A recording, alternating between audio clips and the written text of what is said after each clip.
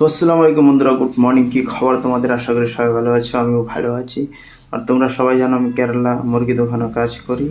তো তার জন্য আমরা সকালবেলায় উঠে দোকানের জন্য রেডি হয়ে গেলাম, ব্রাশ টাশ করে। এই দেখতে পাচ্ছ আমাদের রুমটা কত খারাপ, আর কি বলবো। কেরালা কাজ করলে কী রকমভাবে থাকতে লাগে তোমরা জানোই। হ্যাঁ, তারপরে আমি দোকানে চলে গেলাম। চলে দেখলাম দাদা কাজ করছে, শরীরুল ভাই চা আর বন নিয়ে আসলো। তোমরা কে কে বাল খেতে ভালোবাসো কমেন্ট করে জানাও, ঠিক আছে? তো আমরা চা বাল খেয়ে আমরা রেডি হয়ে গেলাম কাজের জন্য। অর্ডার আছে আমাদের 100 কেজি মান।